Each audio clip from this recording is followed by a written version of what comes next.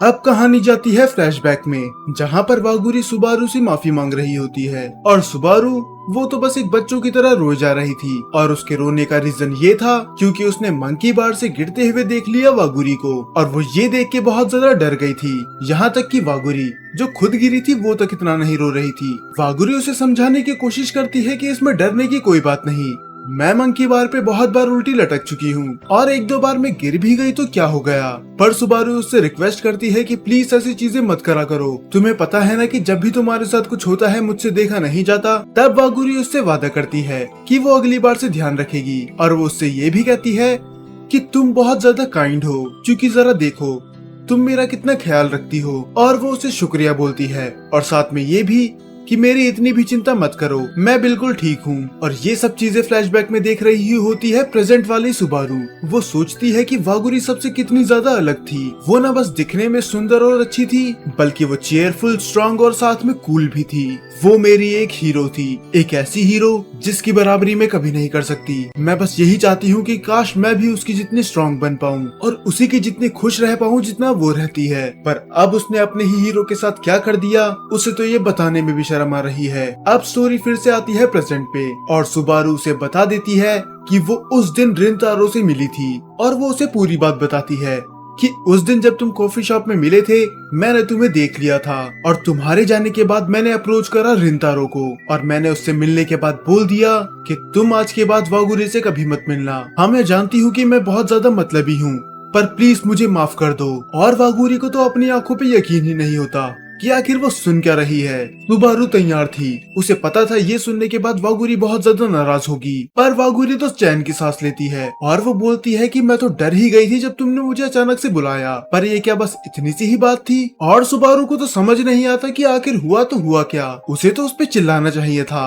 पर ये आखिर ये उसे कुछ बोल क्यों नहीं रही। और उल्टा चिल्लाना तो छोड़ो, वागुरी बोलती है कि मुझे पता नहीं था कि चिदोरी हाई स्कूल और क्यूक्यो हाई स्कूल इतने बड़े दुश्मन हैं और मेरे वजह से ही इतना ड्रामा क्रिएट हुआ, तो मैं तुमसे माफी मांगना चाहती हूँ कि मेरे वजह से तुम्हें इतनी दिक्कत हुई। और वो अपनी बात कंटिन्यू रखती है और वो बोलती है कि तुमने रिंतारो से ये कहा था कि वो मुझसे ना मिले, मैं जानती हूँ कि तुमने ये बस मुझे बचाने के लिए किया है। और वागुरी पूरी तरह से गलत नहीं थी, आखिर ये सब सुबारू उसे ही तो प्रोटेक्ट करने के लिए कर रही है। और वागुरी एक और स्माइल के साथ उसे बोलती है कि माफ करना, मैंने तुमसे प्रॉमिस करा था कि मैं तुम्हें फिर से टेंशन में नहीं डालूंगी, पर देखो मेरी हरकतों की वजह से तुम फिर से परेशान हो गई, मुझे माफ करना।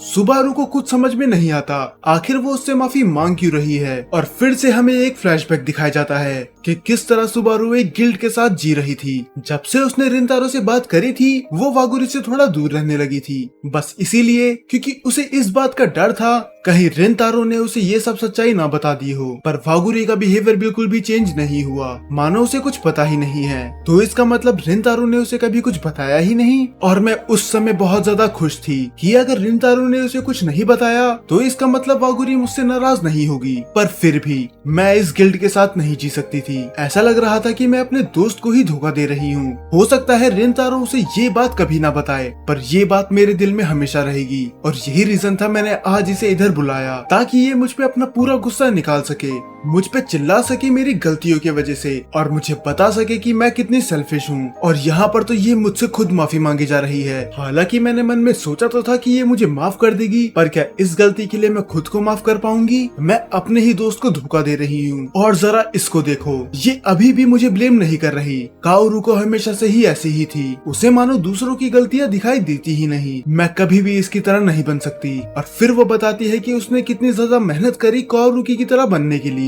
सुबारू के बाल बचपन में बहुत ज्यादा छोटे थे, पर वागुरी के बाल देख के उसने अपने बाल बड़े कर लिए और उसके चेहरे पे हर बार एक सीरियस लुक रहता था, जिससे वो वागुरी को ये प्रूव कर सके कि वो कितनी ज्यादा स्ट्रॉन्ग है। पर फिर भी मैं आज भी वही पुरानी बच्ची हूँ, वही कायर बच्ची जिसे रोने के अलावा कुछ नहीं आता। मैं कितना भी ट्राई क्यों ना कर लूं, मैं वागुरी की बराबरी कभी नहीं कर सकती। और सुबारू अपने आंसुओं को कंट्रोल नहीं कर पाती और वो उससे माफी मांगती है कि मैंने सोचा कि मैं तुम्हें प्रोटेक्ट कर रही हूँ, पर जरा देखो कि मैंने अब क्या कर दिया। मैं तुम्हारी लाइफ में बस एक मुसीबत बन रही हूँ। पर वागुरी अचानक से उसके दोनों हाथ पकड़ लेती है और वो उससे बोलती है कि अब ये रोना धोना बंद करो, अब हम इस पार्क में आए ही हैं तो कैसा रहेगा कि अब हम अपने बचपन में भी चले। अब वागुरी मंकी बार पे फिर से चढ़ने लग जाती है और वो बोलती है कि बचपन में तो मुझे इतना डर कभी नहीं लगा, पर पता नहीं क्यों अब मुझे ज्यादा डर लग रहा है। सुबारू को कुछ समझ में नहीं आता कि आखिर ये कर क्या रही है और वो उसे रोकने के लिए बोलती है कि तुम्हारे कपड़े नए हैं, अगर तुम ऐसे ही करती रही तो वो गंदे हो जाएंगे। तब वागुरी बोलती है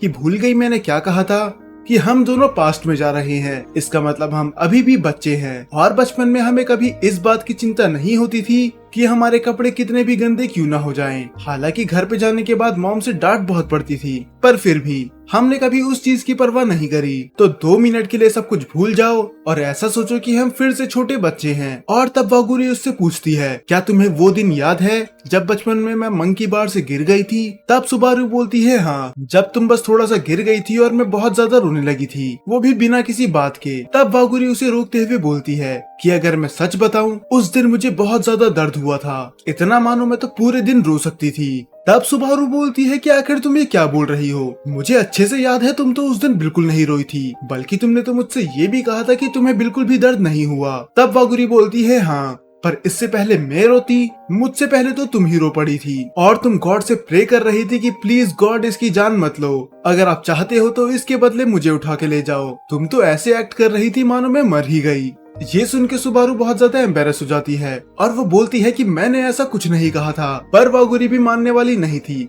वो बोलती है कि मुझे एक एक वर्ड अच्छे से याद है, तो तुम्हें इस तरह रोते हुए देख मेरा सारा दर्द खुद ही चले गया था। मुझे पता था कि अगर मैं तुम्हारे सामने रोऊंगी तो तुम तो और भी ज्यादा रोने लग जाओगी, इसीलिए उस दिन मैंने अपने दर्द को छुपा लिया। और फिर वागुरी आगे बोलती है कि तुम बहुत ज्यादा काइंड हो, तुम लोगों का दर्द महसूस कर सकती हो। पर सुबारू इस बात से साफ इनकार कर देती है। वो बोलती है कि ऐसा कुछ नहीं है, मैंने बस आज तक तुम्हारे ऊपर मुसीबत ही डाली है और तुम बस मेरे साथ इसीलिए ही हो क्योंकि तुम काइंड हो, तुम नहीं चाहती कि मुझे बुरा लगे। और ये सुनने के बाद वागुरी मुंह फिरा लेती है। वो बोलती है कि आखिर तुम अपने बारे में इतना बुरा क्यों सोचती हो, तुम हर बार मेरे साथ रहती हो, तुम मुझे प्रोटेक्ट करती हो, चाहे वो मंकी बार से गिरना हो या फिर कुछ और, तुम्हें हर बार मेरी चिंता रहती है और मैं बेवकूफों की तरह हर बार नई मुसीबत क्रिएट करती हूँ। मुझे एक भी दिन ऐसा याद नहीं जब तुमने मुझ पे चिल्लाया हो या फिर मुझे डांट के समझाया हो कि मैं गलत काम कर रही हूँ। इसके बजाय तुम बस रोने लग जाती हो मेरे लिए। हालांकि मुझे बहुत बुरा लगता है तुम्हें रोता हुआ देखते हुए,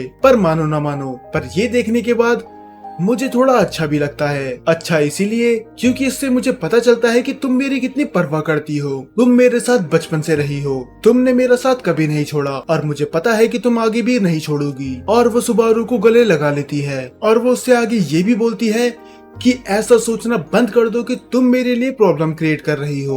और एक और बात, मैं तुम्हारे साथ इसीलिए नहीं हूँ क्योंकि मैं काइंड हूँ, बल्कि इसका रीजन ये है क्योंकि मैं तुम्हें अपने पूरे दिल से पसंद करती हूँ और हमेशा करती रहूंगी, चाहे कुछ भी क्यों ना हो जाए। अब सुबारू सोचती है कि ये बचपन से ही ऐसी ही है, वो कभी भी नहीं डरती अपनी फीलिंग शेयर करने से, और तुम मुझे हर बार बताते रहती हो कि तुम मुझे कितना पसंद करती हो और हर बार ये चीज वागुरी ही करती है। तो इस बार सुबारू समझ जाती है कि उसे क्या करना है, वो भी अपनी फीलिंग्स नहीं छुपाएगी और वो वागुरी को गले लगा लेती है और वो बोलती है कि मुझे पता है कि तुम मुझे पहले से ही माफ कर चुकी हो, पर फिर भी मुझे फिर से माफ करना, मुझे कभी रिंतारो से मिलना ही नहीं चाहिए था, खासकर उसे ये तो बिल्कुल नहीं बोलना चाहिए था कि वो तुमसे ना मिले, पर मुझे अभी भी तुम्हारी परवाह है। तो मैं ये क्वेश्चन डायरेक्ट तुमसे पूछती हूँ, क्या तुम रिंतारो से मिलना बंद कर सकती हो? पर रिंतारो की तरह वागुरी भी साफ मना कर देती है।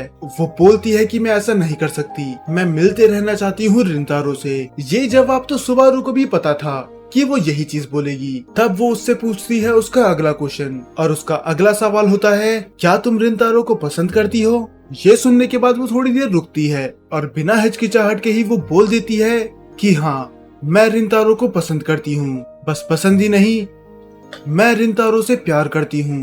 वो ये बताने में बिल्कुल भी नहीं शर्माती। तब सुबारू एक स्माइल के साथ बोलती है, मुझे लगा ही था। क्या तुम जानना चाहती हो कि रिंतारो ने मुझसे क्या कहा था जब मैंने उससे कहा था कि वो तुमसे मिलना बंद कर दे? उसने मुझसे कहा था कि मुझे माफ करना, मैं ऐसा बिल्कुल नहीं कर सकता, मैं और मिलना चाहता हूँ वागुरी से। और ये सुनने के बाद वागुरी भी हैरान थी। हालांकि वागुरी रिंतारो को पसंद करती है, पर वागुरी को अभी ये चीज नहीं पता कि रिंतारो भी उसके बारे में ऐसा सोचता भी है या फिर नहीं। और ये सुन के मानो ना मानो उसको बहुत ज्यादा अच्छा लगा कि किस तरह रिंतारो ने सुबारू की बात नहीं मानी। अब सुबारू भी एक स्माइल करती है, पर उसकी आंखों में आंसू भी होते हैं और वो सोचती है कि मैं अपने मुंह से ये नहीं कह सकती कि मैं खुद से भी प्यार करती हूँ, जिस तरह काओरुकी मुझसे कहती है, क्योंकि मैं अभी भी वही एक कायर लड़की हूँ जैसे मैं बचपन में थी। पर वागुरी ने मुझ पे हमेशा भरोसा रखा, उसने मुझसे प्यार करा जबकि मैं खुद अपने आप से भी प्यार नहीं करती। तो अब ये मेरी बारी है कि मैं उस पे भरोसा रखूं। हाँ, मैं जानती हूँ कि एक चितोरी हाई स्कूल के लड़के के साथ घूमना ये उनकी रेपुटेशन के लिए बहुत खराब हो सकता है, पर फिर भी वो वागुरी के साथ हमेशा खड़ी रहेगी जैसे वागुरी उसके साथ खड़ी रहती है। और हो सकता है इसी तरह मैं भी अपने आप से प्यार करने लग जाऊं जिस तरह वागुरी मुझसे करती है।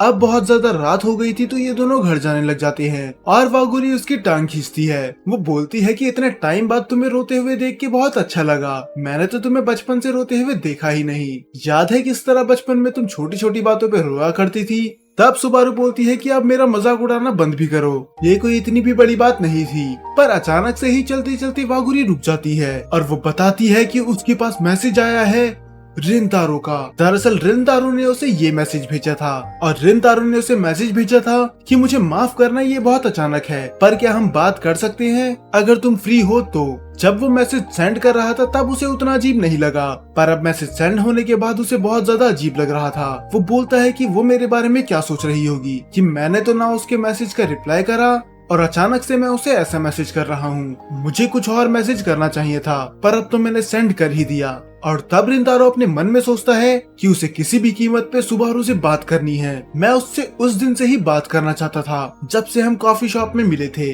पर अफसोस ना तो मैं उसे पर्सनली जानता हूँ और ना ही मेरे पास उसका नंबर है। उससे मिलने का बस एक ही तरीका है और वो है वागुरी। पर वागुरी से अगर मैं उससे अचानक से नंबर मांगूंगा तो उसे कैसा लगेगा कि एक तो मैं उसे इतने हफ्तों बाद रिप्लाई कर रहा हूँ, वो भी उसकी दोस्त का नंबर मांगने के लिए। अब वो सोच ही रहा होता है कि वो उससे किस तरह सुबारू का नंबर ले और अचानक से ही उसके पास कॉल आ जाता है वागुरी का। उसने सोचा नहीं था कि ये इतनी जल्दी रिप्लाई कर देगी, पर वो फाइनली कॉल उठा ही लेता है और कॉल उठाने के बाद वो उससे सबसे पहले माफी मांगता है। वो बोलता है कि मुझे माफ करना कि मैंने तुम्हारा मैसेज पढ़ने के बाद भी रिप्लाई नहीं किया। मैं तुमसे पहले ही माफी मांगना चाहता था पर मैं तब भी माफी नहीं मांग पाया, इसके लिए भी मुझे माफ कर दो। पर वागुरी तो वागुरी है, वो बोलती है कि मुझे इस बात की परवाह नहीं है, मैं इतनी छोटी बातों की चिंता नहीं करती और वैसे भी बहुत बार मेरे साथ भी ऐसा होता है कि मैं लोगों के मैसेज का रिप्लाई नहीं कर पाती, तो ये मत सोचना कि मुझे बुरा लगा कि तुमने मेरे टेक्स्ट का रिप्लाई नहीं किया। तब वो आगे पूछती है तुमने मुझे अभी कॉल क्यों किया, और वो डायरेक्ट पॉइंट पे आता है।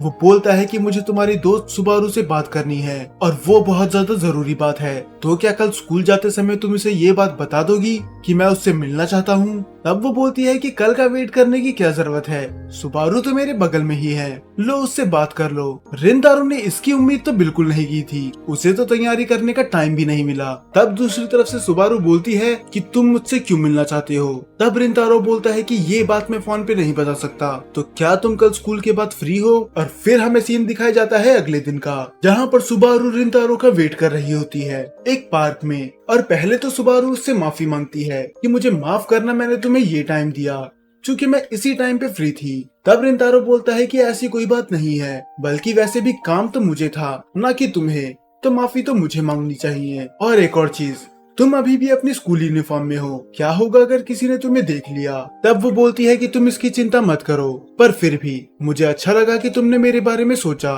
फिर वो पूछती है कि आखिर तुम यहाँ पर क्यों आए हो, तुम मुझसे क्यों मिलना चाहते हो। तब वो बताता है कि मैं तुमसे परमिशन चाहता हूँ, परमिशन कि मैं वागुरी से मिल सकूं। पर सुबारू बोलती है कि तुम्हें पता है ना कि मैं उसकी मॉम नहीं हूँ, मैं ये चीज कंट्रोल नहीं कर सकती कि वो किससे मिले या फिर किससे ना मिले। तब वो बोलता है कि मैं ये नहीं कह रहा कि तुम उसकी मॉम हो, पर उस दिन जब हम मिले थे मैं ये देखते ही समझ गया था कि तुम्हें उसकी कितनी परवाह है, तुम कभी भी उसका गलत नहीं सोच सकती। हाँ, मैं जानता हूँ कि तुमने मुझसे ये कहा था कि मैं उससे कभी भी ना मिलूं, पर अफसोस मैं ऐसा नहीं कर सकता। पर मैं ये भी नहीं चाहता कि मेरे वजह से वागुरी को दिक्कत हो, और यही रीजन है कि मैं यहाँ पर आया हूँ तुमसे ये पूछने के लिए कि मैं ऐसा क्या कर सकता हूँ जिससे मैं वागुरी से मिल भी सकूं पर उसे कोई दिक्कत भी ना हो। ऐसा कोई तो रास्ता होगा ही। पर सुबारू उसे बीच में ही रोक देती है और वो बोलती है कि तुम सच में ये चीज मुझसे पूछ रहे हो, ये जानने के बाद भी कि मैं कितनी ज्यादा सेल्फिश हूँ, मैं बस अपने बारे में ही सोचती हूँ और क्या तुम भूल गए कि वो मैं ही थी जिसने मना करा था कि तुम वागुरी से ना मिलो?